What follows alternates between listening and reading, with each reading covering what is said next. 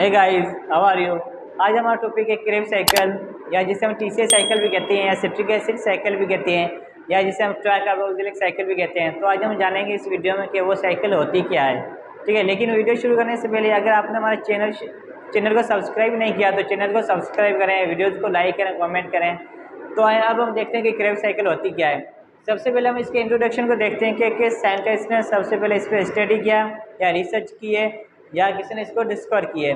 तो एक साइंटिस्ट था 1937 में, उसने क्या किया, ऑक्सीजन के कंजप्शन को उसने स्टडी किया। लेकिन कहाँ पे, पिजन के ब्रेस्ट मसल में उसने क्या किया, ऑक्सीजन के कंजम्पशन को उसने स्टडी किया। जब उसने इसको स्टडी किया, स्टडी करने के बाद उसने एक रिसर्च पेपर बनाया और उसने उसको पब्लिश कर दिया।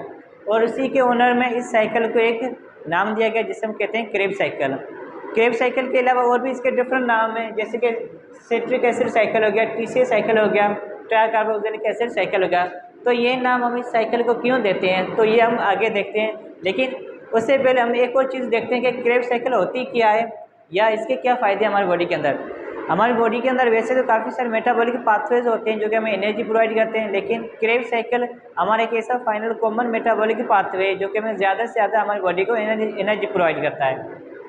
मीन्स के अगर हम देखें, हमारी बॉडी के अंदर 65 से लेके 70% तक हमारी बॉडी को जो एटीपी या जो एनर्जी जनरेट करके देता है या जो एनर्जी जनरेट होती है वो कहाँ पे होती है, क्रेब साइकिल के अंदर। और हम जो यूटिलाइज करती है हमारी बॉडी, वो ऑक्सीजन का 2/3 पार्ट इस क्रेब साइकिल के अंदर उसका इस्तेमाल होता है। क्या होता है, 2/3 पार्ट ऑफ ऑक्सीजन जो हम कंज्यूम करते हैं उसका इसके अंदर यूटिलाइज होता है।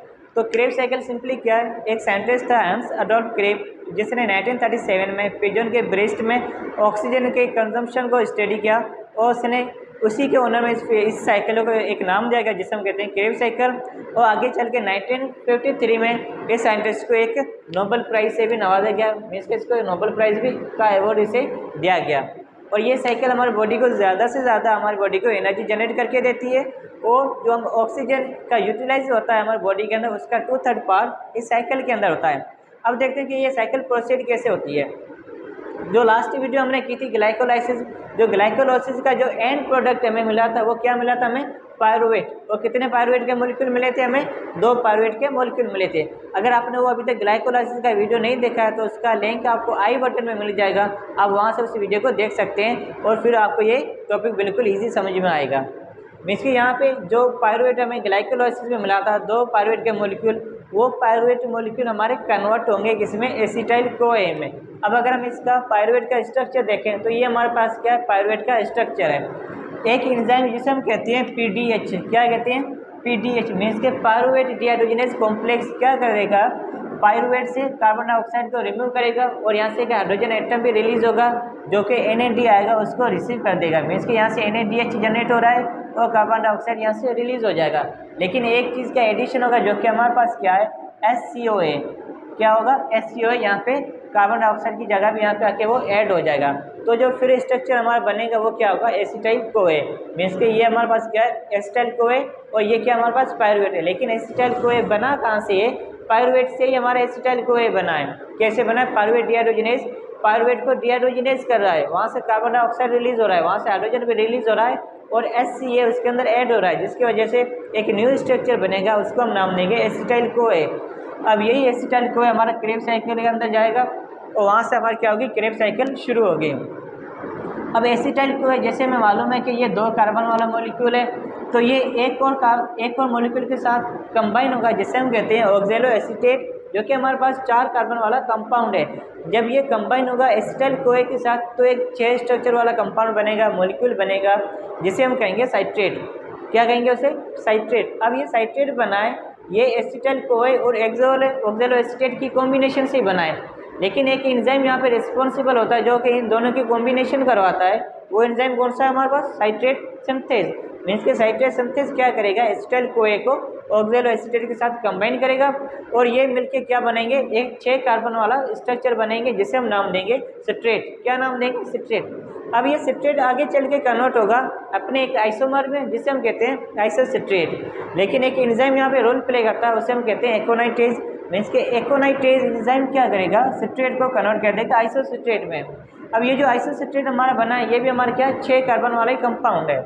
अब यहाँ पे एक और एंजाइम आएगा आइसोसिट्रेट डीहाइड्रोजिनेज, जो कि क्या करेगा, आइसोसिट्रेट को डीहाइड्रोजिनेज कर देगा। मीन्स कि यहाँ से हाइड्रोजन का रिलीज होगा या हाइड्रोजन का रिमूवल होगा, तो NAD आएगा और वो हाइड्रोजन लेके कन्वर्ट हो जाएगा या रिड्यूस्ड हो जाएगा किसमें, NADH में, और यहाँ से कार्बन डाइऑक्साइड भी रिलीज होगा।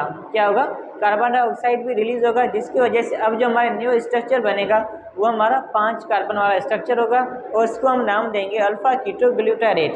क्या नाम देंगे, अल्फा कीटो ग्लूटारेट। अब यहाँ पे भी एक डीहाइड्रोजिनेज एंजाइम आएगा जो कि इसको कन्वर्ट कर देगा 4 कार्बन वाले कंपाउंड में। अब यहाँ पे जो एंजाइम है वो कौन सा है, अल्फा कीटो ग्लूटारेट डीहाइड्रोजिनेज। क्या कर देगा, यहाँ से भी कार्बन डाइऑक्साइड रिलीज होगा और NAD आएगा, वो रिड्यूस्ड हो जाएगा किसमें, NADH में। मीन्स कि यहाँ पे भी कार्बन डाइऑक्साइड रिलीज हो रहा है और NADH यहाँ पे क्या हो रहा है, जनरेट हो रहा है।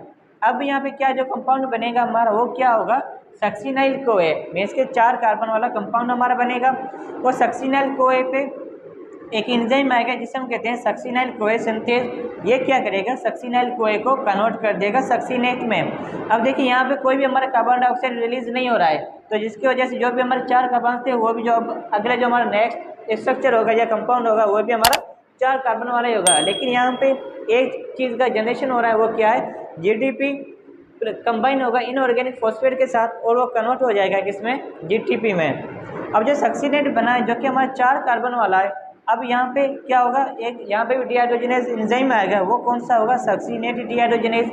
सक्सिनेट डीहाइड्रोजिनेज क्या कर देगा, सक्सिनेट को कन्वर्ट कर देगा फ्यूमारेट में। किसमें कन्वर्ट कर देगा इसको, फ्यूमारेट में। और फ्यूमारेट भी हमारा 4 कार्बन वाला है, लेकिन जब सक्सिनेट कन्वर्ट होगा फ्यूमारेट में तब ये एक FADH2 भी यहाँ से क्या करेगा, जनरेट करेगा। अब फ्यूमारेट पे एंजाइम एक्ट करेगा, वो कौन सा होगा, फ्यूमरेज। फ्यूमरेज एंजाइम क्या करेगा, क्या कर देगा, फ्यूमरेट को कन्वर्ट कर देगा मेलेट में। अब मेलेट जो हमारा बना है यहाँ पे ये भी हमारा 4 कार्बन वाला स्ट्रक्चर है। अब मेलेट कन्वर्ट होगा हमारा आगे चल के ऑक्सैलो एसीटेट में, जो कि वो भी हमारा क्या 4 कार्बन वाला ही है। लेकिन मेलेट को ऑक्सैलो एसीटेट में कन्वर्ट करने के लिए एक एंजाइम रिक्वायर्ड होता है, वो एंजाइम कौन सा है, मेलेट डीहाइड्रोजिनेज। ये डीहाइड्रोजिनेज एंजाइम क्या करेगा, मेलेट से हाइड्रोजन को रिलीज करेगा और वो उसको रिसीव करने के लिए NAD आएगा और वो रिड्यूस्ड हो जाएगा किसमें, NADH में। तो मीन्स के NADH यहाँ से रिड्यूस्ड हो जाएगा और जो फाइनल प्रोडक्ट में मिलेगा ऑक्सैलो एसीटेट। ये ऑक्सैलो एसीटेट फिर से एसिटाइल कोए के साथ कंबाइन होगा और फिर से ये सारी साइकिल रन होगी और इसी तरह से हमारी जो बॉडी को क्या मिलेगा, एनर्जी जनरेट होता जाएगा। अगर हम एनर्जी का जनरेशन देखें, energy generated in Krebs cycle, तो यहाँ पे अगर हम देखें यहाँ पे हमें NADH मिल रहा है, एक ये NADH, second NADH and third NADH। अगर हम देखें कि ग्लाइकोलाइसिस में जो हमें पायरुवेट मॉलिक्यूल मिले थे, वो पायरुवेट के मॉलिक्यूल हमें 2 मिले थे, तो ये साइकिल भी 2 बार रन होगा। अगर ये साइकिल 2 बार रन होगा तो हमें NADH कितने मिलेंगे, 6 NADH हमें मिलेंगे। अगर एक साइकिल में हमें 3 NADH मिल रहे हैं तो 2 साइकिल में हमें 6 NADH मिलेंगे और 2 FADH2 हमें मिलेंगे और 2 GTP मिलेंगे। अगर एक साइकिल में 1 GTP मिल रहा है तो 2 साइकिल में 2 GTP मिलेंगे। अगर एक साइकिल में 1 FADH2 हमें मिल रहा है तो 2 साइकिल में 2 FADH2 मिल रहा है। लेकिन अगर हम यहाँ पे देखें, जब पायरुवेट हमारा कन्वर्ट हुआ था एसिटाइल कोए में, तो यहाँ पे भी NADH जनरेट हो रहा था, यहाँ पे भी NADH जनरेट हो रहा था और पायरुवेट हमारे पास 2 थे, तो यहाँ पे 2 NADH क्या होंगे, जनरेट होंगे। तो मीन्स के 6 NADH हमारे यहाँ से जनरेट होंगे, 2 FADH2 जनरेट होंगे, 2 GTP एंड 2 NADH जो कि हमारे पायरुवेट डीहाइड्रोजिनेज कॉम्प्लेक्स हमारे जनरेट होंगे। तो अगर हम देखें, एक NADH हमें 3 ATP प्रोवाइड करता है तो 6 NADH हमें 18 प्रोवाइड करेंगे। एक FADH2 हमें 2 ATP प्रोवाइड करता है तो 2 FADH2 4 ATP हमें प्रोवाइड करेंगे और एक GTP बराबर होता है एक ATP के, तो 2 GTP हमें 2 ATP प्रोवाइड करेंगे। एक NADH जैसे हमें 3 ATP प्रोवाइड करता है तो 2 NADH 6 ATP हमें प्रोवाइड करके देंगे। तो अब हम देखते हैं कि इस साइकिल को, जैसे हमने क्रेव साइकिल दिया था नाम, तो उस साइंटिस्ट के ओनर में नाम दिया था। अब हम देखते हैं कि इस साइकिल को हम सिट्रिक एसिड साइकिल क्यों कहते हैं। तो यहाँ पे क्या हो रहा है, हर साइकिल में सिट्रेट जनरेट हो रहा है और यही सिट्रेट आगे चल के कन्वर्ट होगा किसमें, सिट्रिक एसिड में, जिसकी वजह से इस साइकिल को हम नाम देते हैं सिट्रिक एसिड साइकिल। अब देखते हैं कि इस साइकिल को TCA साइकिल या ट्राई कार्बोक्सिलिक साइकिल क्यों कहते हैं, क्योंकि जो सिट्रेट होता है इसके अंदर 3 कार्बोक्सिलिक ग्रुप होते हैं। सिट्रेट के अंदर 3 कार्बोक्सिलिक ग्रुप होते हैं, जिसकी वजह से इस साइकिल को हम TCA साइकिल मीन्स के ट्राई कार्बोक्सिलिक साइकिल भी कहते हैं। तो गाइज ये था हमारा क्रेव साइकिल। एक सिंपल एंड कॉन्सेप्चुअल मीन्स कि ये क्रेब साइकिल हमारे बॉडी के अंदर 65 से लेके 70% तक हमें एनर्जी जनरेट करता है। और जो ऑक्सीजन हम यूटिलाइज करते हैं उसका 2/3 पार्ट क्रेब साइकिल के अंदर यूटिलाइज होता है, कंज्यूम होता है, और ये हमें ज़्यादा से ज़्यादा एनर्जी जनरेट करके देता है। अब यहाँ पे जो NADH और FADH2 बने थे ये आगे चल के इलेक्ट्रो ट्रांसपोर्ट चेन में यूटिलाइज होंगे, वहाँ पे क्या करेंगे ATP जनरेट करेंगे। वो भी एक हमारा अलग वीडियो है, उसका लिंक भी आपको मिल जाएगा। और ये हमारा क्या था, एक बिल्कुल क्रेब साइकिल का इंट्रोडक्शन और बिल्कुल सिंपल सा था। आई होप कि आपको ये टॉपिक समझ में आ गया होगा। और वीडियो पे आप कमेंट करें, लाइक करें, शेयर करें। Thank you so much.